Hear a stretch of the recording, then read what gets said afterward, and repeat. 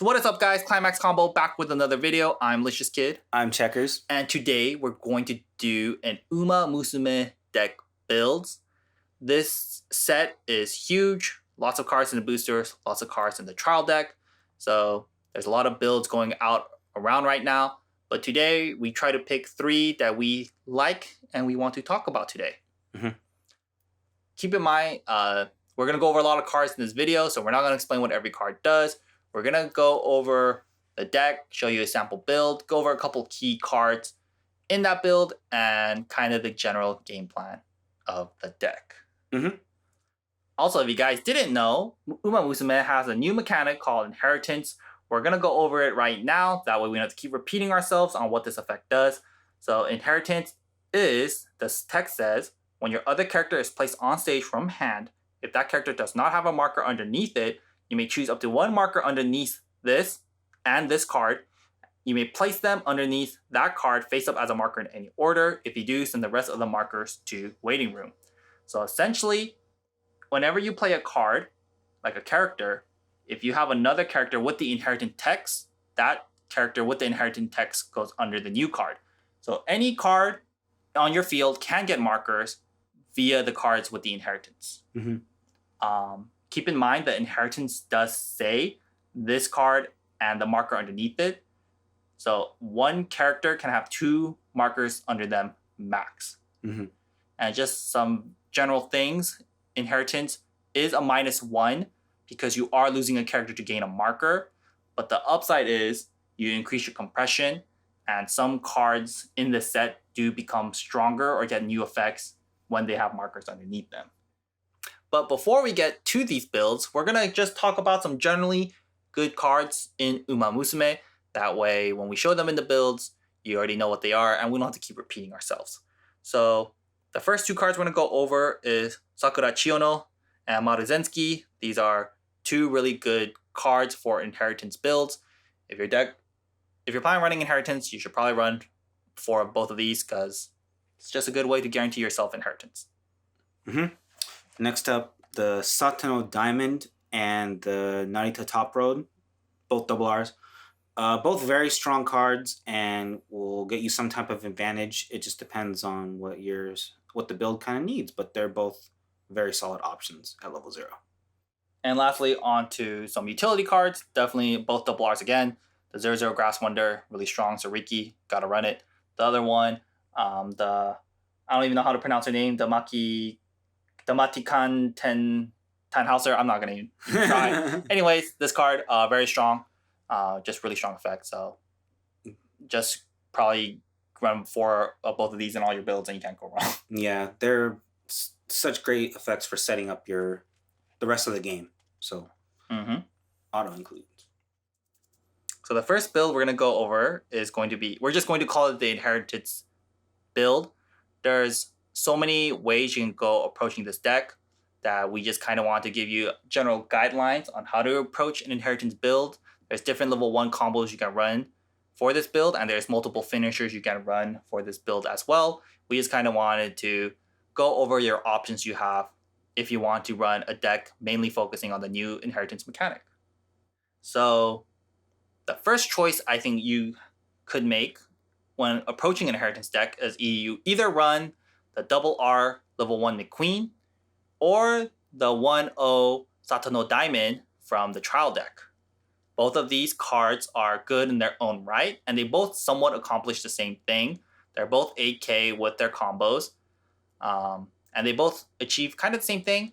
They both +2 when you have a marker underneath them, but without the markers, they are still solid cards, gaining you some sort of advantage.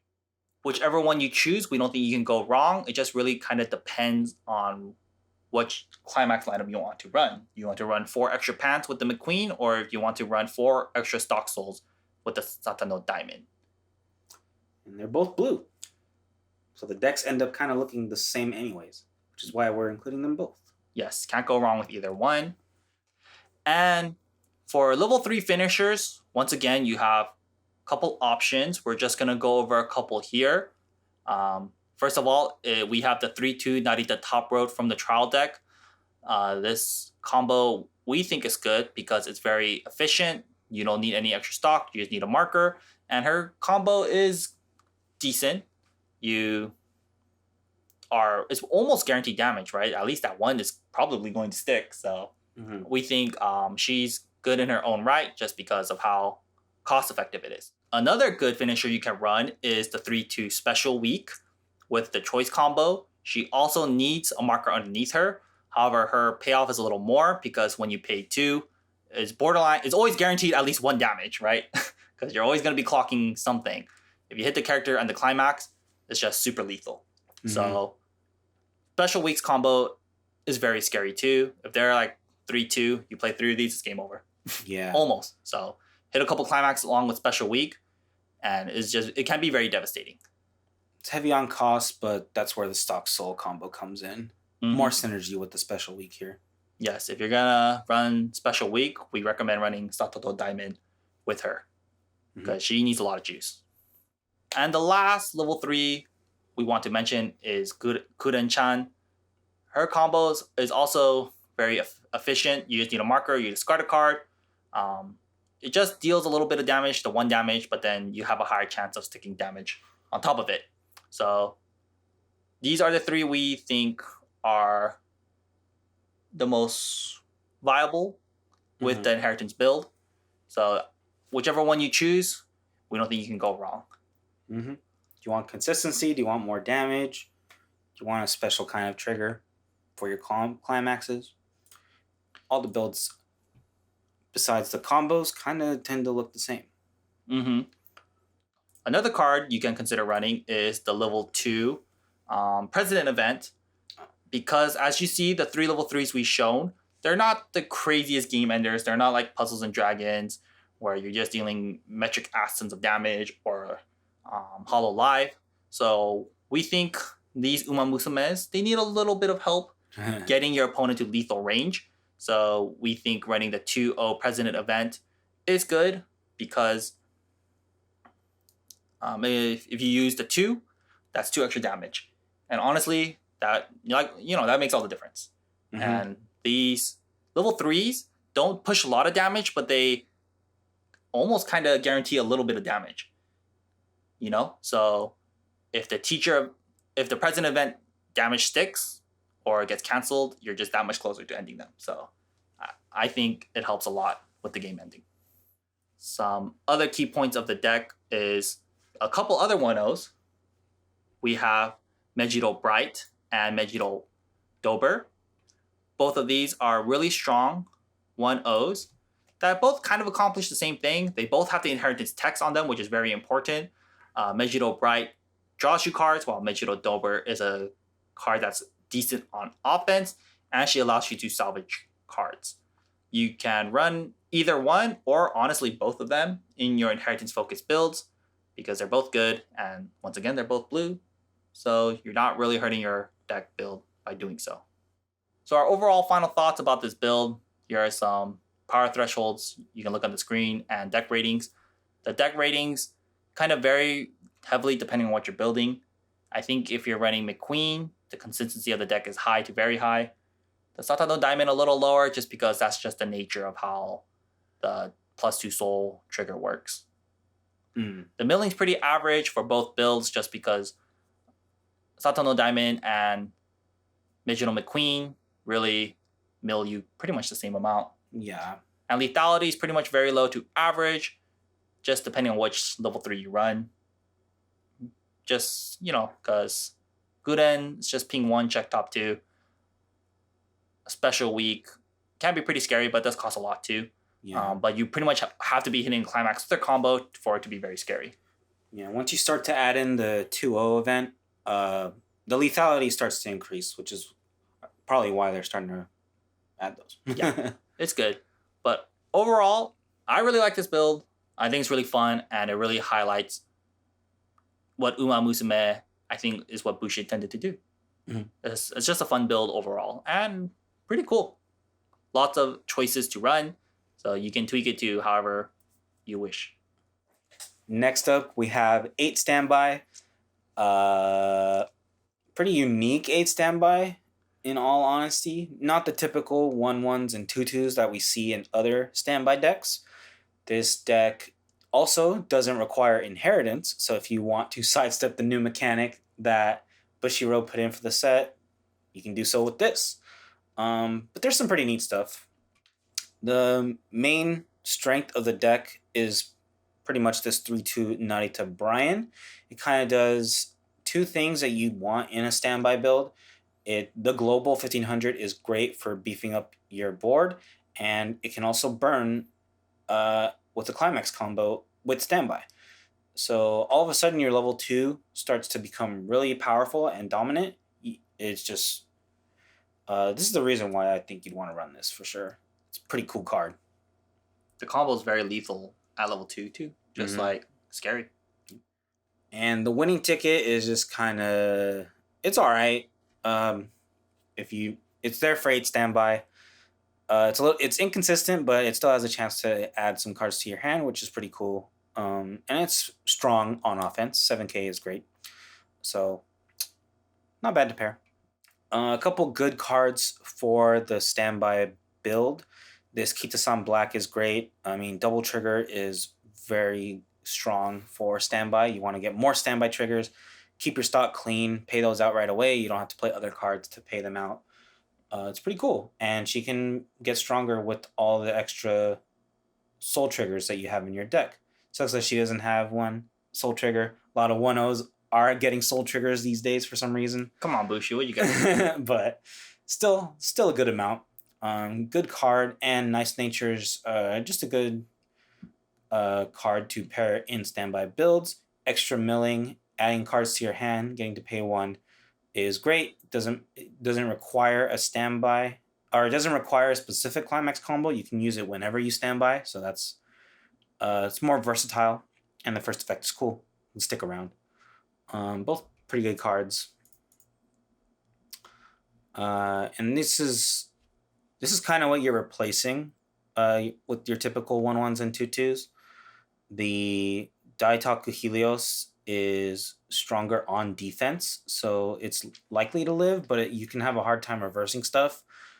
But your opponent probably has to ram into them to get power in, so it leaves a slot open, letting you generate more stock. So there's some upsides and downsides to this card. Overall, it's still a pretty cool card.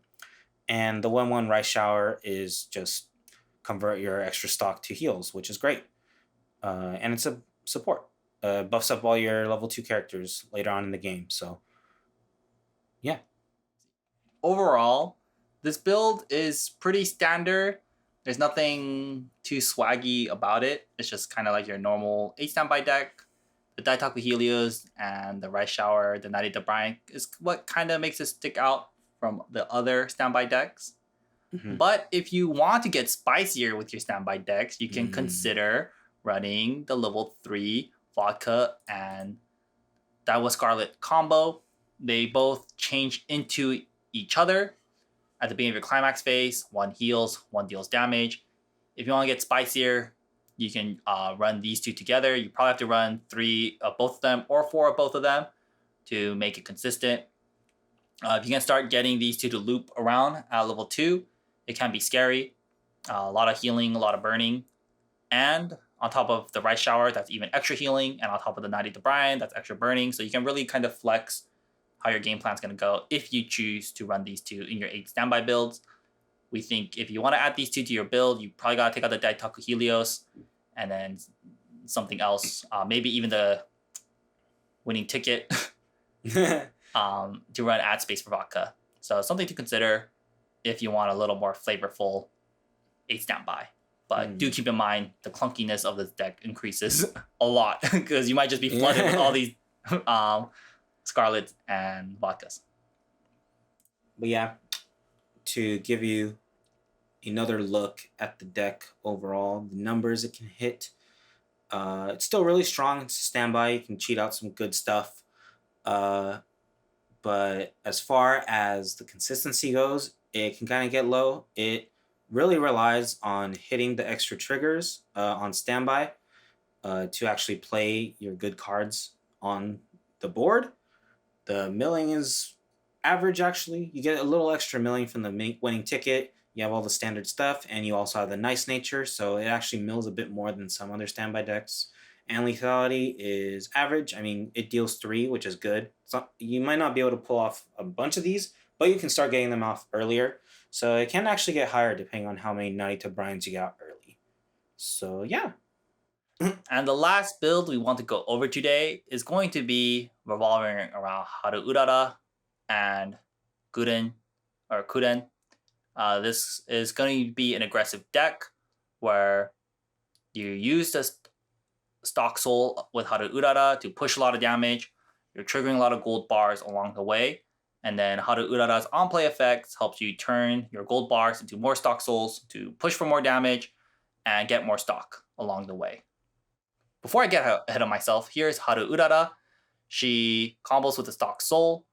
Her stock soul combo is pretty standard at this point, but nonetheless does not mean it's not good. It's still a very good combo. It mills you, replenishes your hand. Her on-play effect is why it has such good synergy with the gold bar, like we said. You just constantly want to be spamming Haru Urara's combo as much as possible.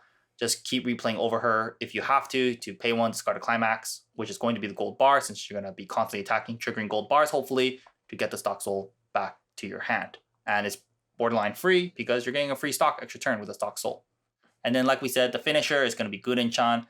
Like we mentioned, the Inheritance build, she's not the scariest game ender, but we feel like this build really synergizes well with gold bar, and we just needed a gold bar game ender, and so it had to be Guden-chan.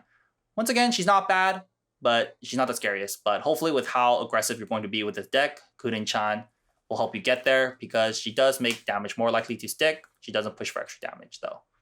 Okay. Next up, we got a pair of interesting 1-0s to talk about. They both kind of accomplish the same thing. They're both strong on offense. The Koppa no Riki gets you value when you kill something, and the King Halo gets you value when she dies. So they're both really cool, and because they're level 1, they're really easy to constantly salvage via the Haru Urara combo. And then for level 2, we have the Gold City. She's the bodyguard. Also easy to get with the Haru Urara combo. It's going to keep your weak level 1s around stronger with her bodyguard effect, hopefully. And if they can't answer her, that means more direct soul damage for you to push, which is great. But yeah, that's kind of the idea behind this deck. Here's just some final things about it. We think the consistency of the deck should be very high. You should be able to ideally spam stock soul combos every turn with Haru Urara, push for more damage. Haru Urara mills. A lot of these cards mill, so you're just going to be churning through your deck very fast.